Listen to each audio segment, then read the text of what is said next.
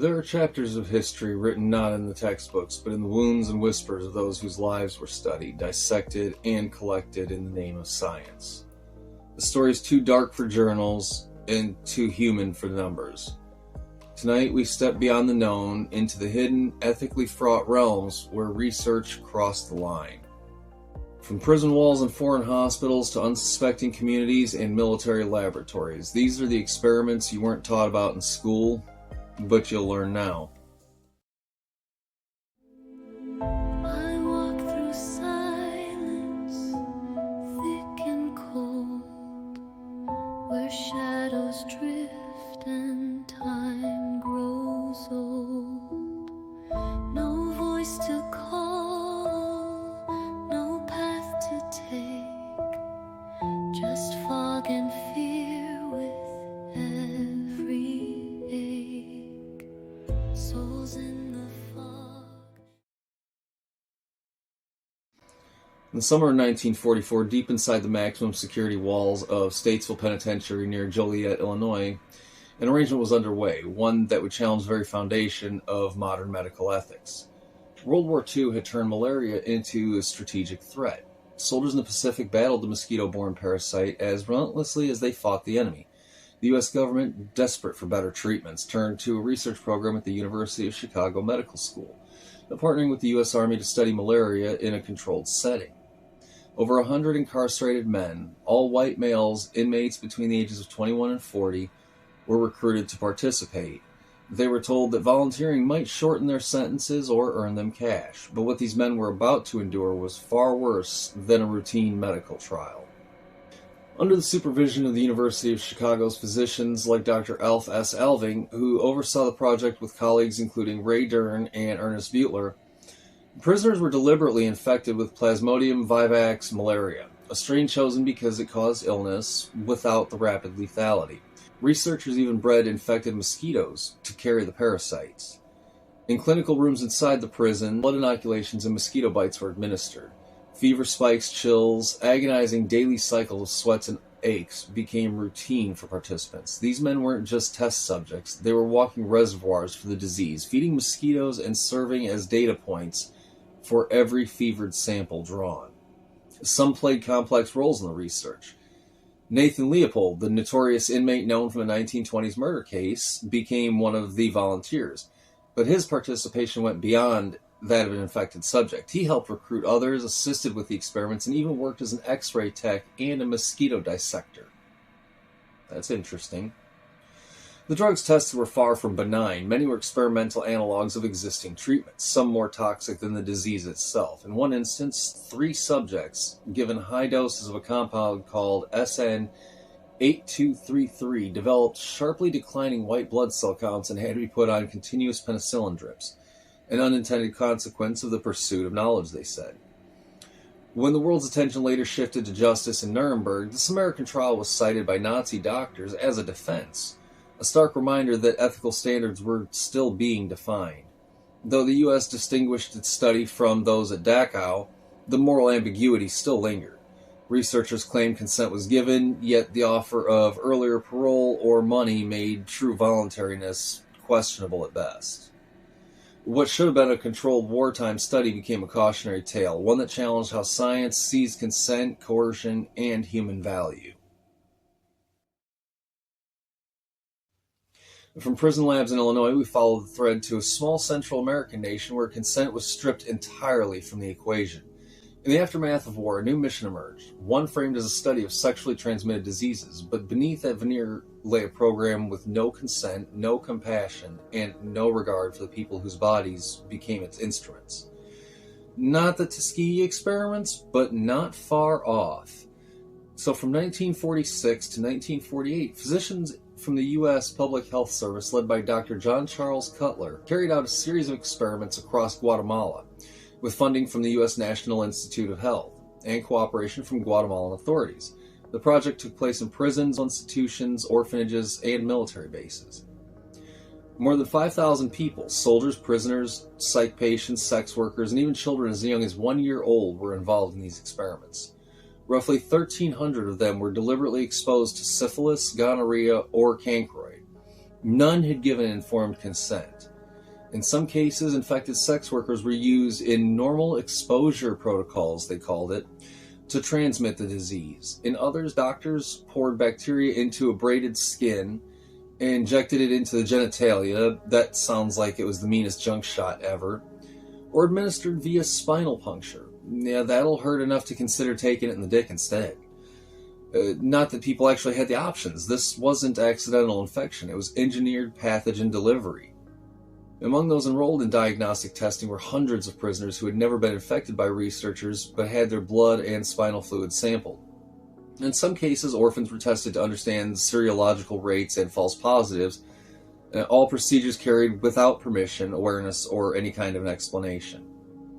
One documented patient, identified only in the archives as Carlos, was a prisoner whose natural syphilis infection was later compounded by constant experimentation. He had repeated blood draws and an intense penicillin treatment, all without understanding why. By 1953, researchers had collected data for years, long after Cutler had left the country.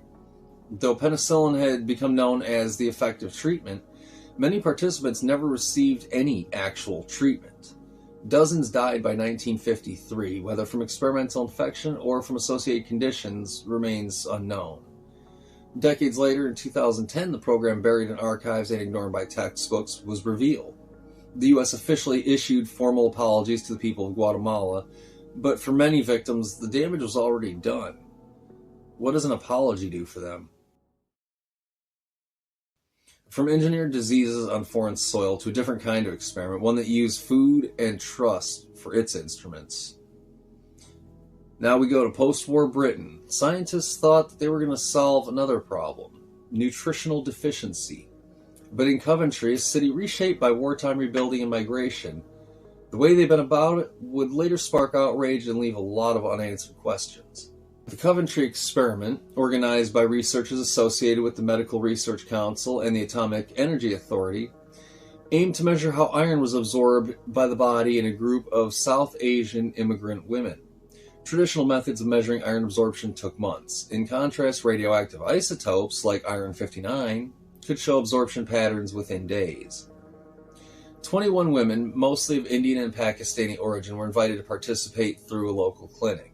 Food, including chapatis baked with trace amounts of radioactive iron, was provided over a cycle of days. Later, the women were taken to the Atomic Energy Research Establishment to have their radioactivity measured, because hunger deserves to be irradiated instead of eradicated. At the time, researchers believed that the doses were within safe medical limits, but crucially, the women were not fully informed about what they were consuming or the implications of ingesting radioactive material. Language barriers and cultural assumptions meant that many of the participants never actually understood any of the nature of their involvement. The study's results, published in 1970 by lead researcher Peter Elwood, suggested that iron absorption from certain foods was not as effective as thought, a finding that contributed to nutritional science. But the women themselves, they were never told these results, nor were they followed up about their health afterwards. For decades, this experiment lay quietly in scientific archives, only resurfacing publicly in the 1990s after a Channel 4 documentary called Deadly Experiments had aired. Exposing radiation studies in the UK, the Coventry study became a flashpoint for questions about consent, language barriers, and how vulnerable populations are treated in research, generally inhumanely. Though official inquiries later claimed that consent was obtained by the standards of the time, the voices of the women involved were scarce in the record. Many never fully grasped what was even happening to them. From food as data to drugs that warp the mind, our final chapter moves into the secret corridors of military research. At the Edgewood Arsenal near Aberdeen Proving Ground in Maryland, for nearly 3 decades, the U.S. Army Medical Research Laboratory has conducted what would become one of the most extensive psychochemical research programs in American history. From approximately 1948 till 1975, thousands of military personnel and civilians were involved in experiments testing around 254 chemical substances. Many were incapacitants, drugs that were causing confusion, disorientation, or a psychological breakdown rather than killing them. Substances like LSD, BZ, which is short for a name I can't pronounce, And some other benzodiazepine derivatives were administered to volunteers under the supervision of these military doctors. The stated goal was to discover compounds that could incapacitate an enemy without killing them, yet another grim pursuit born of the Cold War intelligence community's paranoia. The private soldiers, enlisted men, and civilian assistants were told they were testing behavioral responses or stress reactions. In truth, they were being subjected to hallucinogenic episodes, terrifying delusions, and deep psychological disruption. Many returned from sessions shaken and haunted by the experiences that lingered long after their time in the lab. The program's documentation remained largely classified for years. Only through later declassifications and soldier testimonies did the breadth of Edgewood's psychochemical tests actually emerge, revealing a military culture that saw the mind as an operable system to be measured, manipulated, and weaponized. Though none of the compounds were ever deployed in warfare that we know of on record, the legacy of Edgewood's research lingers, a reminder of how deeply scientific ambition can intrude into the recesses of the human consciousness. Statesville, Guatemala, Coventry, Edgewood. 4 corners of a global story spanning decades and continents, united not by scientific triumph, but by moral cost.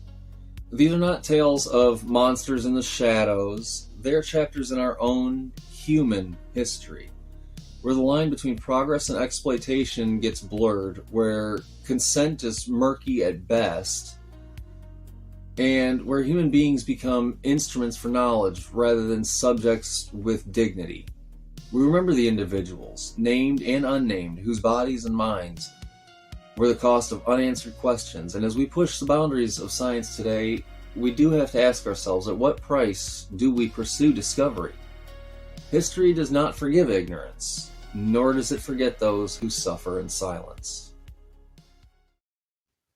Well, this was episode 2 for the series of psychological experiments. There's so many out there and so many I can work from. If you want to see more of them, comment down below, let me know. As always, like, follow, and share for more. This one was kind of a wild ride. Human experimentation is almost always a thing, and even today, you never know when it's happening to you. Keep your eyes and ears open. Hug people you care about. We'll see you in the next episode.